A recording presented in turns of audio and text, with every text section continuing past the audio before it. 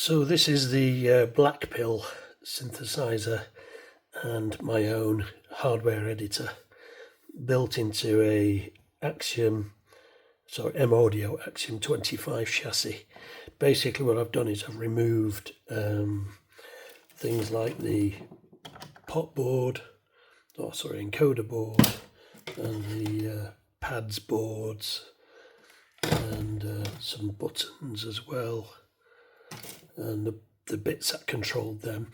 I've removed all them from the top of the chassis. The only thing I actually kept was the glass screen here and the transpose buttons and the pitch wheel. Everything else was removed, so I had to cut through the board that held all the buttons here just to leave me the transpose and the cables, and the modulation cables are the only thing from the front panel remaining.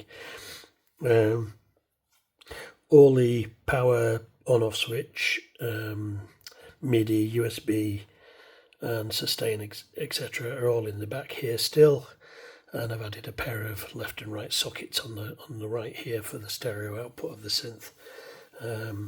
So that's basically it as far as the hardware goes. The nice thing about the Axiom is it's got Aftertouch. I've not actually implemented it yet, but I've got an Aftertouch Vib control and an Aftertouch VCF depth as well, so I've got to program them up yet, and they will control basically Aftertouch modulation for the VCO and probably cutoff or modulation. I've not decided yet for the VCF.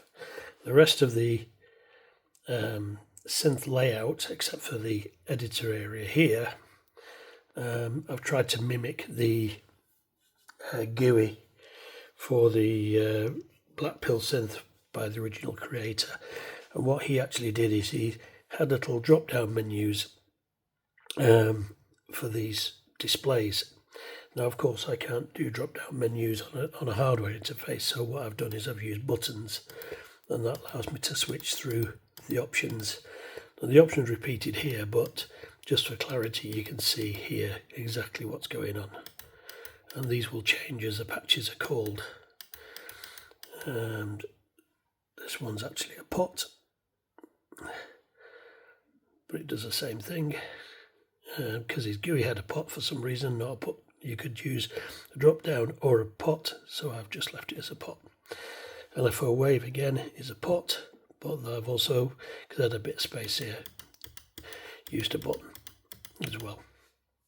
And the rest of his buttons are obviously just standard like Prophet 5 buttons.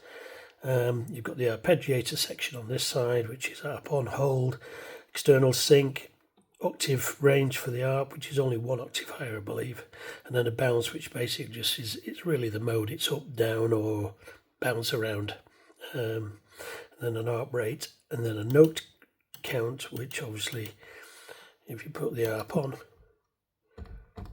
why isn't it playing anything?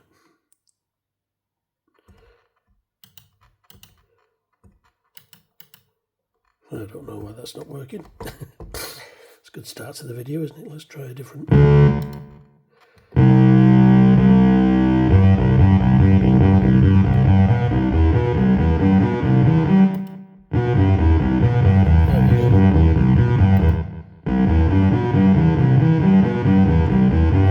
Actually bounces up and down. I don't know why he did that. And you can set your rate.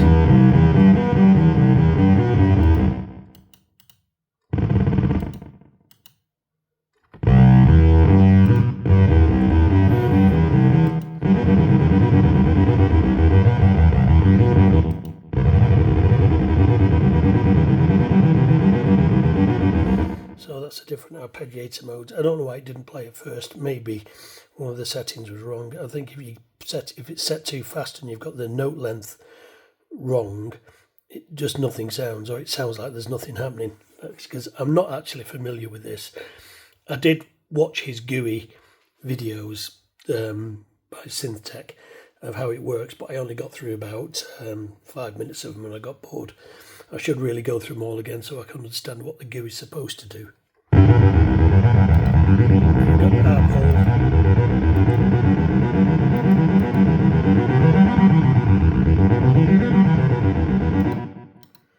There you go. And And all the arpeggiator section is stored as well in the memory, so you can actually have a patch that comes straight up with the arpeggiator and the sound it's supposed to have with it. And you've got your VCO section here where you've got your oscillator frequency, plus and minus, and then you've got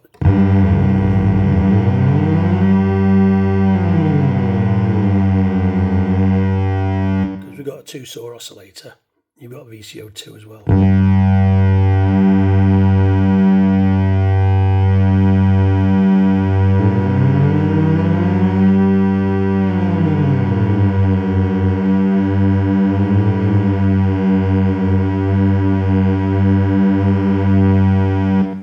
Again, I'm not sure why Oscillator 2 frequencies isn't doing anything, but you do have detune. Let's turn the echo off. There's actually a 3-saw.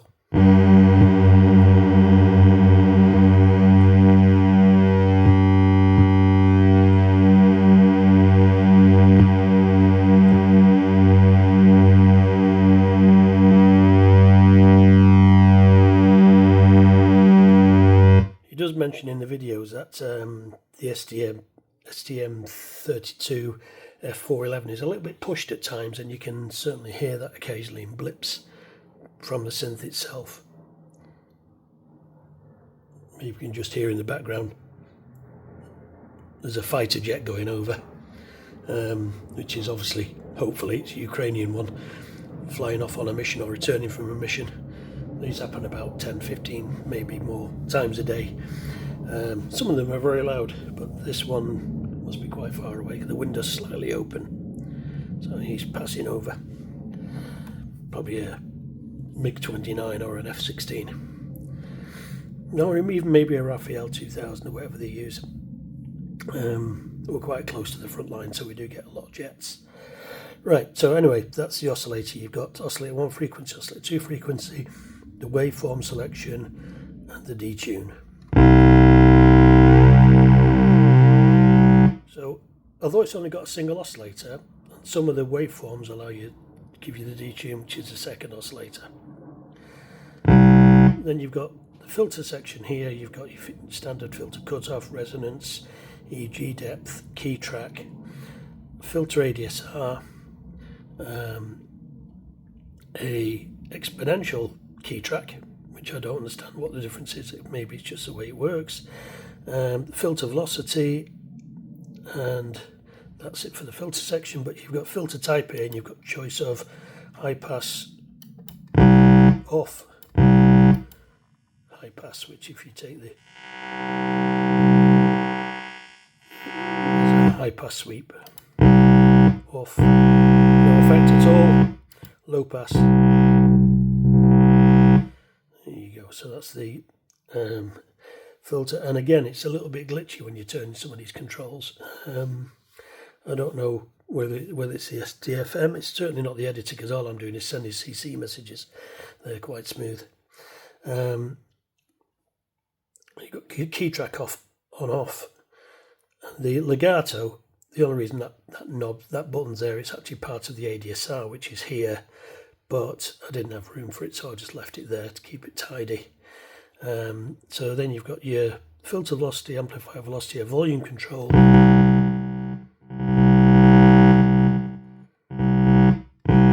attack,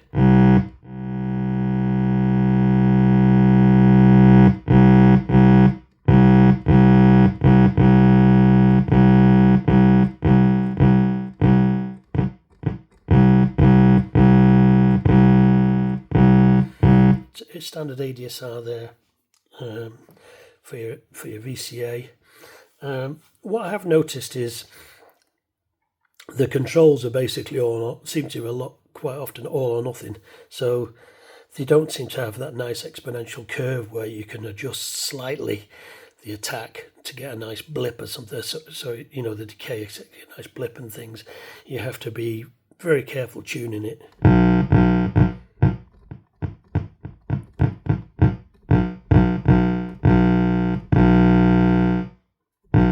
I'd like that to be a bit more exponential, and it's the same for the filter. I tried programming a brass sound yesterday, and it was quite tricky to get the ADSR to even be close to a brass ADSR. I'm not criticising the build, because obviously writing a VA synth isn't the easiest thing to do. It's not my VA synth, it's only my editor.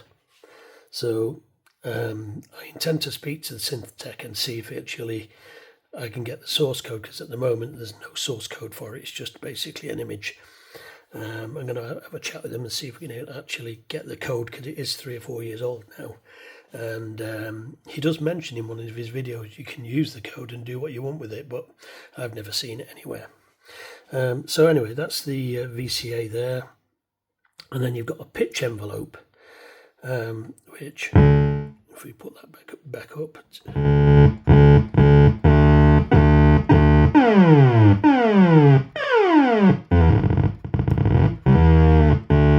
it's actually a positive and negative pitch envelope, standard, sustain, and attack and decay, center 0.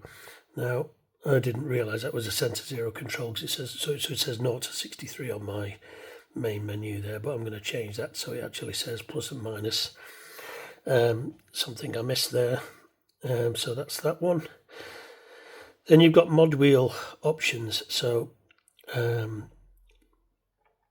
this button here and these 3 all have modwheel selects. Now I'm not sure exactly what 2 and 3 do, but number 1,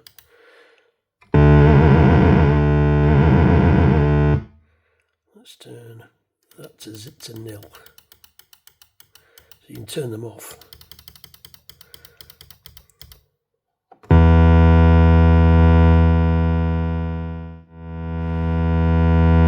Yeah, that's doing tremolo now.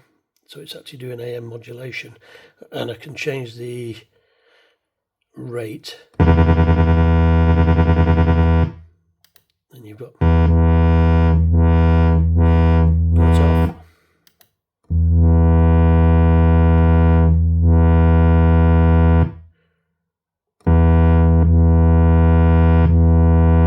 And you have filter LFO speed.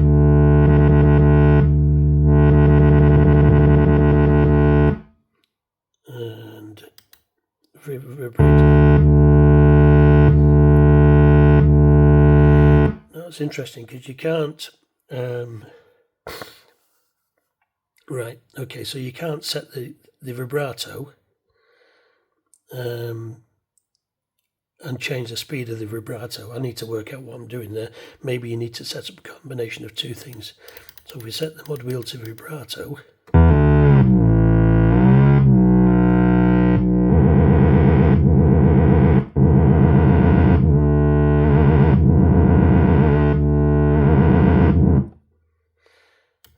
change that maybe to vibrato speed.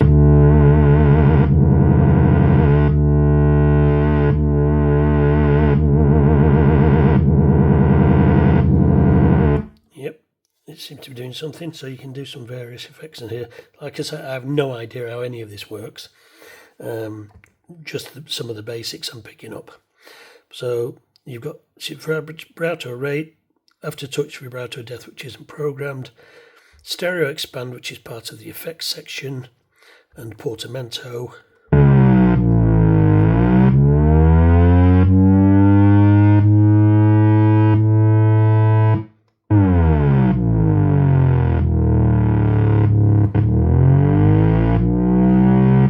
Turn that off. Really, I should have put a switch here, but again, no room for the portamento there. So I'm going to call up a different patch, because I still have that intermittent sound hanging around, which I wasn't sure how to get rid of. So we're back to the factory patch. You've got an echo unit here, you've got a delay, and you've got another effect, which is the phaser. So if you turn the effect, there you go.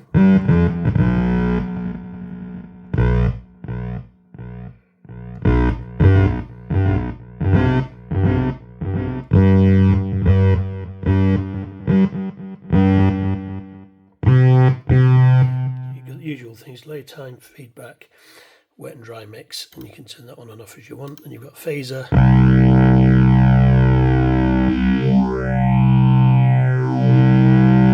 dry sound, completely wet sound.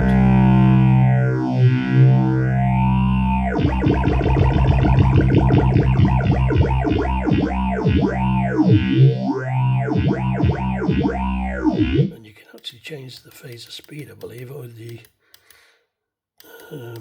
there we go.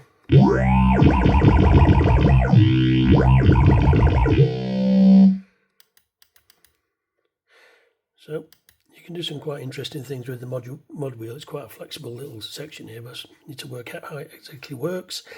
Again, with the phaser, you've got phaser rate, phaser feedback, and a wet dry mix, and a button to switch it on and off in your patch. Everything's stored in memory.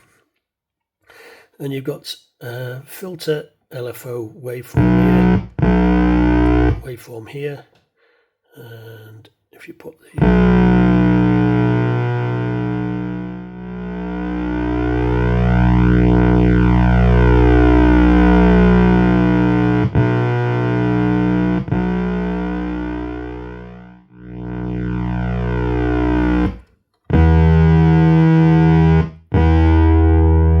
work out whether this works.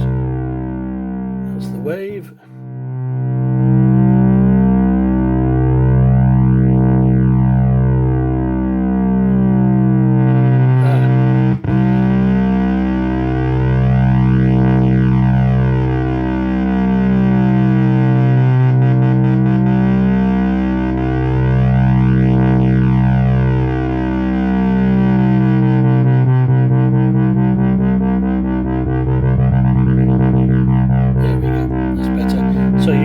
Waveform there. The waveform can also be changed by this button. They do the same things, just because I had a spare position. Actually thinking about it, I could move that to a portamento on-off function, because you don't need that and that together. They can be separated. I might do that actually, but it would mean reprinting the top panel. So you got filter LFO depth there.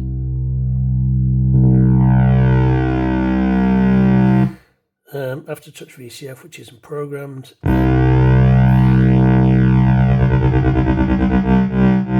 then you've got an amplitude modulation depth LFO here. And again, I think you can change that here somewhere. Vibrato, tremolo, vibrato.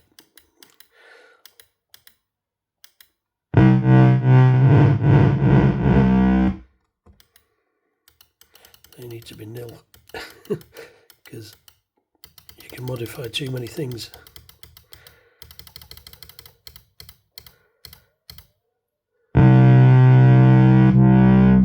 Filter cut off.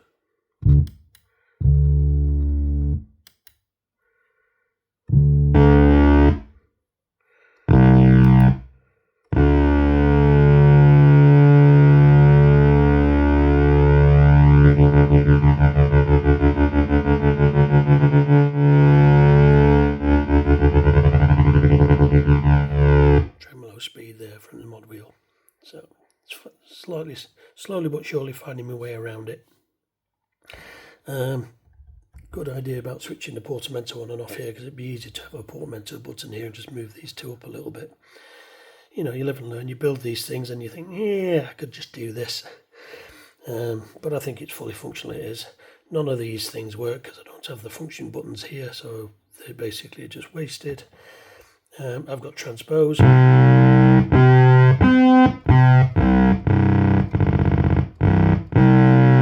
So these aren't stored, unfortunately. I can't store them because they're part of the M Audio keyboard. So I could actually make them part of the in fact, I might do that. I might take them off the M Audio, leave that set as it is, and move them into the Teensy, and then I could actually store these quite easily with offsets. So again, it's something else to think about. And what I have done on the back here is you've got the sockets. The MIDI in has been disconnected from the M Audio board and goes to my Teensy, and the MIDI out comes from my Teensy as well. The MIDI out from M Audio goes to the Teensy. The USB goes to the Teensy. These still go to the M Audio board. I haven't done anything with them. So the sustain and the expression are still connected. They will generate CC messages, which I haven't done anything with. At the moment, it just passes the CC64 for the sustain onto the Blackpill synth, but I don't think it actually understands anything about it. I don't think it has any sustain programmed in the synth itself. So that's it for the programming side. I've got some patches loaded in. That's just a test patch of a sort.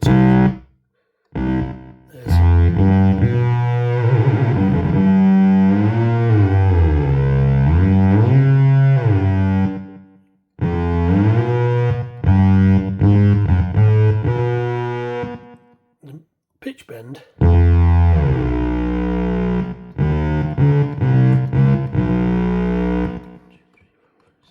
Pitchbend seems to be plus and minus 6. It's interesting.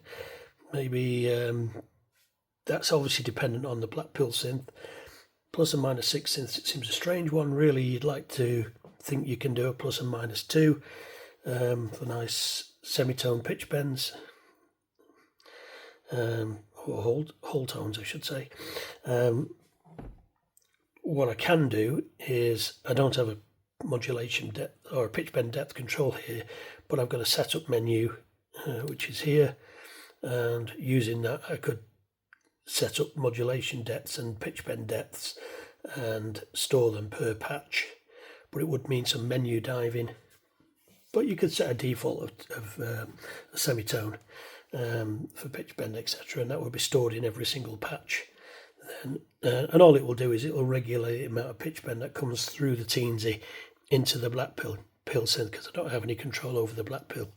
Same with the modulation. I can set up the modwheel. At the moment is just basically 0 to full on. There's no depth control.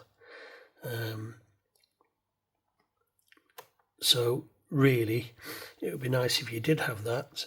And again, I can set it up in the menus, sub-menus to do that. But it's things to do. It's the same with the Aftertouch.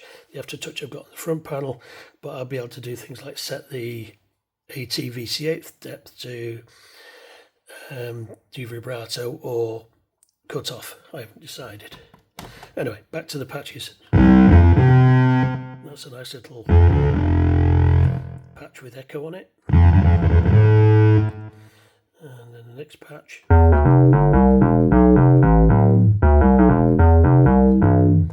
Squelchy bass. These I just knocked out this morning in a few minutes. I've not really spent any time working out what to do. Oscillator sync.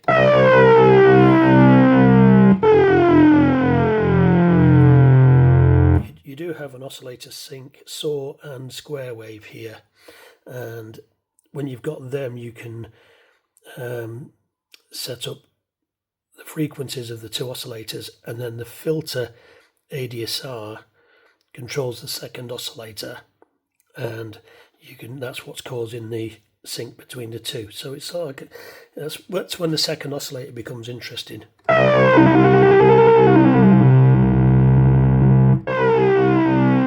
Only when you're using it for synchronization. I did wonder why oscillator 2 frequency didn't work most of the time. So you've got two waveforms there. You've got H sync saw and H sync square.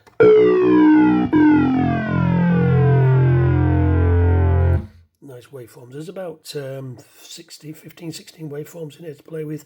There's a noise source. There's obviously a saw shaper, saw, square, sine, triangle, morph saw, pulse. Oh, there's pulse with modulation for the pulse as well.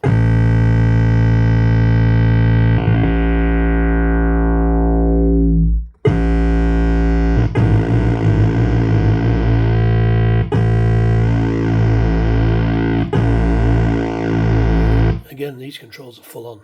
They're pretty hard to control.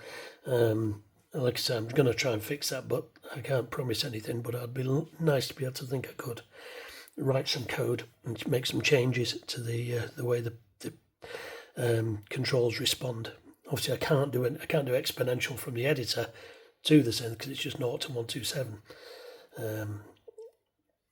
So I don't know what to do about that. Although I guess I could slow down. No, I can't do it. No. So anyway, that's an oscillator sync of waveforms. Pulse. Then you've got noise. 3 saws.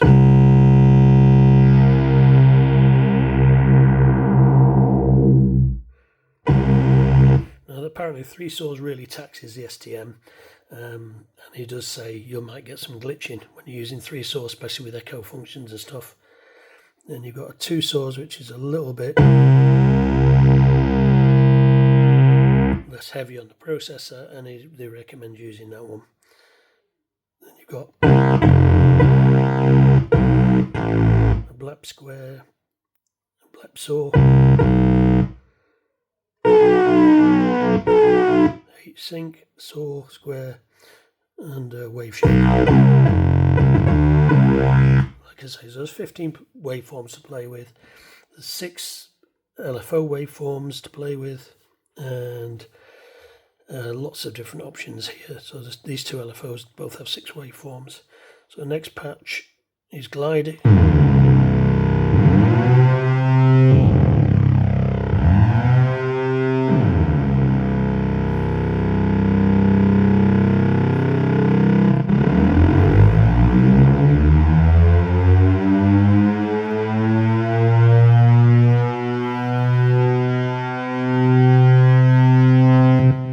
I'd say that's a good 10 seconds of glide.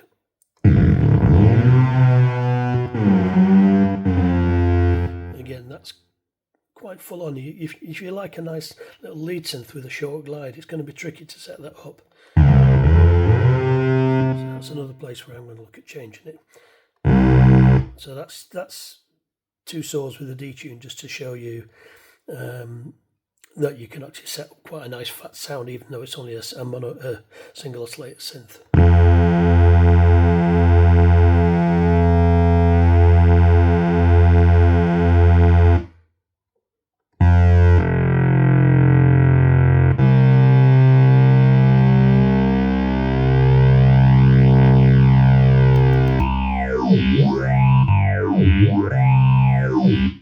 There, that's supposed to have the phaser. Maybe I've missed something, maybe I'm not sending the patch properly, but that's what it's supposed to sound. I'll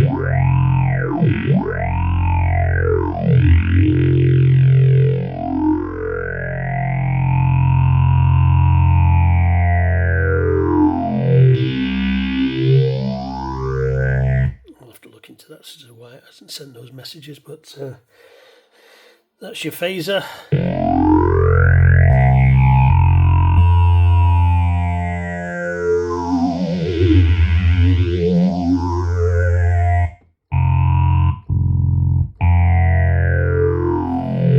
Some very nice little fat sounds. I built it because I wanted a little mono synth that was very bottom endy, and this seems to fit the bill. It's a bit quirky. It doesn't take up much space. 2 octaves. I've got a couple of Oscars sitting in the corner, which probably do the job just as well. But this seemed like a nice little project to build. It runs off just plus 12 volts. Can be used as a MIDI controller. You might have noticed this thing flashing away. This is just a MIDI monitor, which I'm using to monitor the MIDI out. Whatever goes to the black pill inside is also coming out here as on a separate MIDI out. So if you had another synth attached you wanted to edit, you've actually got controls there. You can see I'm sending CC messages, and there's about only the 46 physical controls here, which you can use to program another module or control another module, and plus the buttons as well on top of that, because all these are sending CC messages, 0 for off, 127 for on, or some variation in between. So this can be used as a synth controller. It hasn't lost its function really. It still does everything it did before. Look. Pitchbend, modulation, all coming out over MIDI. And that's about it. There's still some bits and pieces to fix on it. I might reprint the front panel. I might change that to a portamento switch, move it to there and move those two over. Things to do. The buttons are controlled by MCP 23017s. I've used 3 of them, so there's plenty of spare pins. I think I used 3 because I needed them at different ends of the board. I didn't want wires running all over the place. I think there's 2 down here and 1 up here. So this has only got 1, 2, 3, 4, 5, 6, 7, 8, 9 things attached to it, and it's got 16 pins. So there's enough room to add another LED here and reprogram these buttons, get rid of that function and just use this for changing the wave instead of that. So that's something to think about. And there's a little bit of crap on my screen here inside and I can't get rid of it. What happened is I blew this display up. You might notice it's different from the others. So I damaged that display and had to replace it with a spare. And when I did that, I got a bit of shit inside the screen, which is quite annoying. And I put it all back together and didn't notice the crap on the screen. And I didn't notice that this is a slightly different design. It's not as bright and it's not as bold. So I'm going to order some more displays, replace that and give that a clean. Probably fix that at the same time. There you go. 31 minutes of rambling.